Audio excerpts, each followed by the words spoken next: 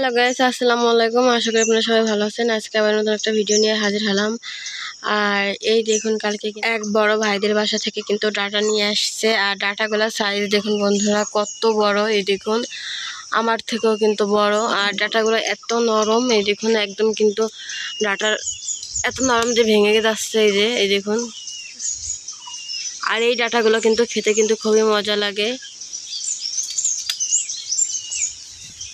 আর এই ডাটা দিয়ে কিন্তু আমি মাছ দিয়ে চচ্চড়ি করব।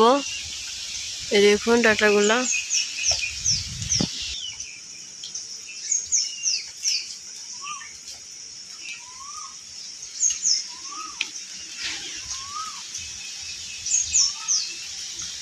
এখন আমি এই দেখুন বন্ধুরা, আমাদের কিন্তু ডাটা কাটা হয়ে গেছে। আর ডাটাগুলো কিন্তু এই দেখুন আমরা কত পাতলা পাতলা করে চিকন চিকন করে কেটে নিছি। আর এর সাথে কিন্তু একটা আলুও কেটে নিছি। এই দেখুন কত পাতলা করে কেটে নিছি। এবার এগুলো ভালো করে ধুয়ে নিব। তো এই দেখুন, এখানে কিন্তু ডাটা ধুয়ে কিন্তু একটা কড়াইতে নিয়ে নিছি। আর এখন দিয়ে দিচ্ছে পরিমাণ হলুদের গুঁড়া, আর দিয়ে দিচ্ছে হাফ চামচের মতো শুকনো মরিচের গুঁড়া, 1 চামচ জিরের গুঁড়া,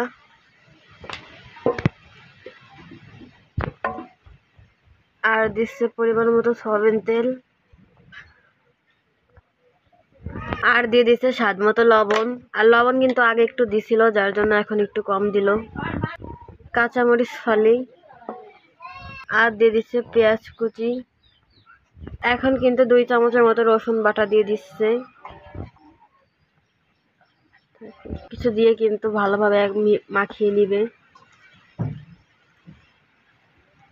অনেকক্ষণ ধরে কিন্তু মাখিয়ে নিছে বন্ধুরা, কালারটা দেখুন। আর এখন কিন্তু অল্প পরিমাণে হাত ধোয়ার যে পানিটা, সেই পানিটা দিয়ে দিচ্ছে। আর এর মধ্যে কিন্তু আমরা আর কোনো রকমের পানি দিব না। এবার এটা চুলায় আমি কিন্তু চুলায় বসিয়ে দিছি আর জাল ধরিয়ে নিছি। এবার এটা ঢাকনা দিয়ে ঢেকে দিব। আর 4 মিনিট কিন্তু আমি আস্তে আস্তে রান্না 4 মিনিট পর এবার আমরা ঢাকনা নামিয়ে নিব। আর এই দেখুন, আমাদের ডাটায় কিন্তু পানি গলা শুরু হয়ে গেছে। এবার একটু নাড়া দিয়ে নেব।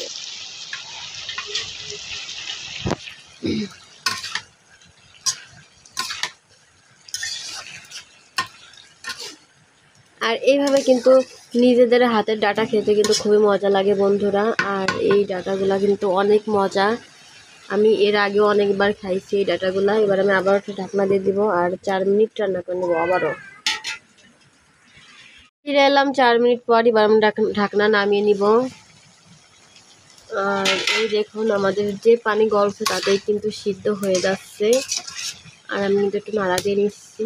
আর এর ভিতরে কিন্তু আমি কিছু বাইলে মাছ ছিল আমাদের ফ্রিজে, লবণ আর হলুদ দিয়ে মাখিয়ে রাখছি। এবার এগুলা দিয়ে দিব।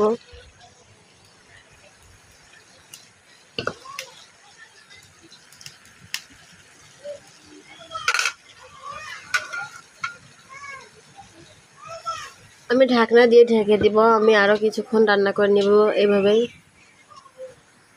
ফিরে এলাম কিছুক্ষণ পর। এবার আমরা ঢাকনা নামিয়ে নিব। আর এই দেখুন, আমাদের রান্না কিন্তু হয়ে গেছে। আর আমি কিন্তু মাঝখানে একবার একটা নাড়া দিয়ে নিয়েছিলাম। আর আমাদের কিন্তু কোনো পানি দেওয়া লাগেনি বন্ধুরা। আপনারা শুধু তরকারির কালারটা দেখুন কত সুন্দর আসছে।